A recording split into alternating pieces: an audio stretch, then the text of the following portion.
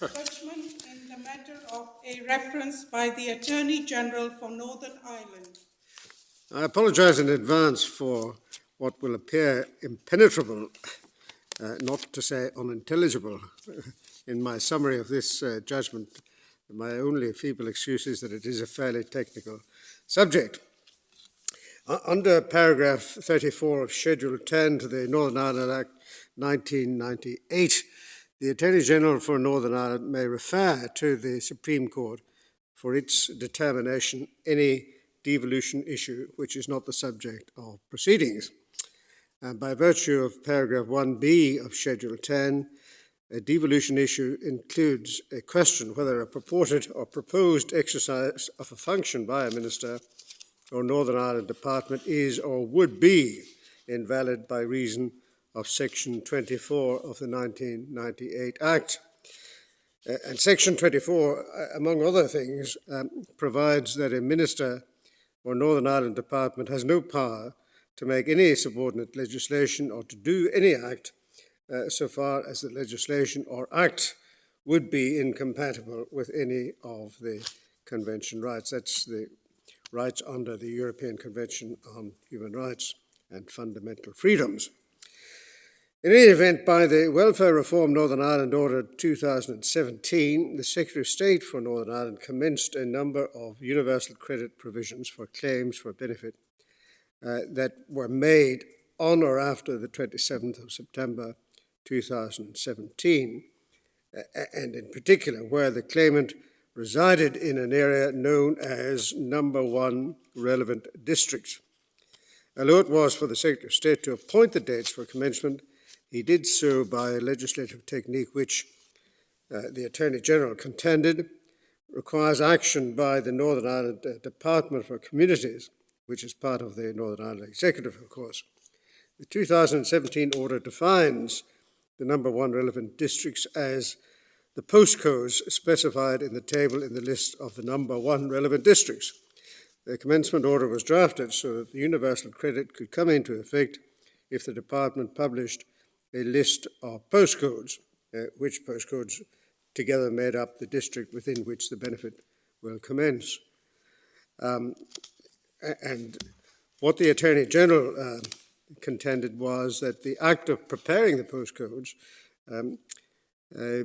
was an act which came within the stipulated legislation. So the basis for the Attorney's reference was his assertion that the universal credit provisions in question were in breach of Articles 8, 12 and 14 of the European Convention on Human Rights and Article 1 of the first protocol to the Convention, and that they were therefore invalid by virtue of Section 24 of the 1998 Act. And therefore the Attorney General contended that a devolution issue arose because the provision of the lists by the Department for Communities was necessary in order to give effect to the Secretary of State's commencement orders. The Department refuted this. It contended that its role in issuing the relevant lists amounted to nothing more than providing administrative support to the Secretary of State. The commencement orders define the relevant territories by reference to lists of postcodes, which, as I've said, were issued by the Department. But counsel for the Department contended that the lists were not prepared pursuant to any statutory or other power and did not have any independent legal force or effect. They were incorporated by reference into the commencement orders, and therefore it was argued that they had legal effect solely by reason of the act of the Secretary of State, not by the act of the Department. This court unanimously refuses to accept the Attorney's reference. Acts by the Secretary of State for Northern Ireland or by departments in Westminster do not come within the purview of Section 24 of the 1998 Act. For a devolution issue to arise, it must be shown that an act or function has been carried out by a Northern Ireland minister or department and that the act in question is invalid by reason of Section 24, subsection 6. It's to be noted that the prohibitions in Section 24 are disjunctive. It's forbidden to make, confirm, or approve any subordinate legislation, or to do any act so far as the legislation or act is incompatible with the ECHR. Acts ancillary to the enactment of subordinate legislation are thus, in principle, capable of being caught by Section 24. It's therefore possible, on a theoretical or technical level, to consider that the Department's provision of the postcode lists in question amounts to such an ancillary act. There are, however, two reasons that the provision of such lists cannot be said to raise a devolution issue. First, as this court held in the Attorney General of Northern Ireland's reference in 2019, where the Attorney General sought to refer to this court as a devolution issue, arose in parallel proceedings which were pending in Northern Ireland, it was considered by this court not to be appropriate to accept the reference. And the same holds true here.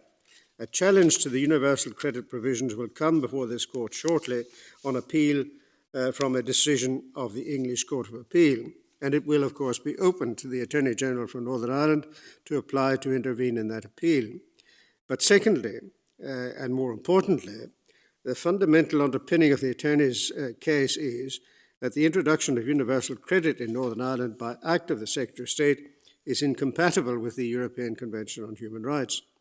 It is not that the Department's Act, in identifying the areas where universal credit is to be introduced, that is incompatible. The publication of the lists itself is not an act sufficient to give rise to an incompatibility with the European Convention. For a devolution issue under Schedule 10 to arise, it must be shown that the departmental act under challenge is capable of being incompatible with the ECHR. Because the publication of lists is not in itself capable of giving rise to an incompatibility, it is not appropriate to accept a reference.